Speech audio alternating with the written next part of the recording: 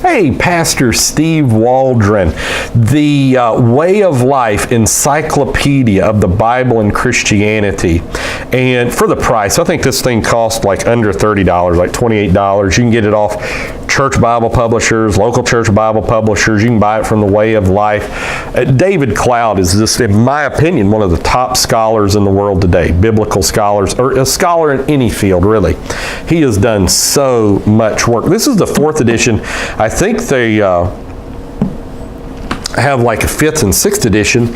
And let's see how many total pages this thing is. It's 631. I'll let you take a look. So like I've used information. I just turned to the World Council of Churches. Like I bring out, and what he does, he documents and footnotes everything he does. He documents, he doesn't just make these statements.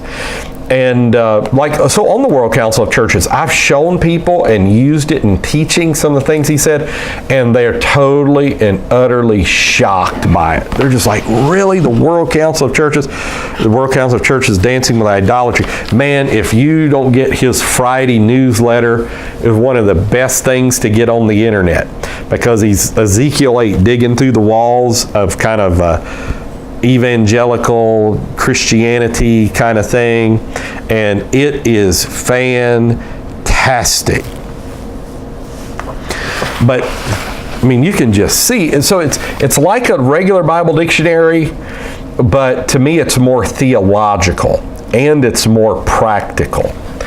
And you can get this on CD as well. Like you can get it for your computer. But he's great. Like he's got books on Christian clothing that are some of the best I've ever read. I've read some kind of indie apostolic books on that subject. He's right up there with it. So like, okay, so he's not an amillennial, but he's going to give stuff on amillennialism, a lot of stuff. So this is the Way of Life Encyclopedia of the Bible and Christianity, and I just could not recommend this more highly. This is just great stuff. So now if you're hunting for maps and all that, it's just not going to be there. It's not like that. It's more theological, like the names of the Bible, the power of the Bible's central figure, the Bible's completeness, and he does an amazing job. I think if more people would read it, it would be just fantastic. The Bible's proof, and just incredible stuff. Biblical chronology, talks about Porphyry, Lew Wallace, William Ramsey, Voltaire, Bible versions, Bible preservation, the received text goes to the ends of the earth. So like this is valuable information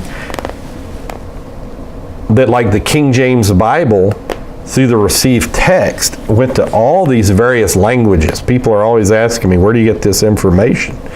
Well, this is one of the sources. And he's got it totally and utterly documented. There's one other place I wanted to show us here too, like dynamic equivalency, is the ecumenical movement. Yeah.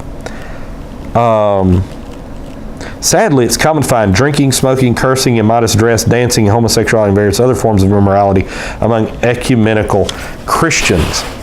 And see, they're trying to drag the apostolic movement into the ecumenical movement.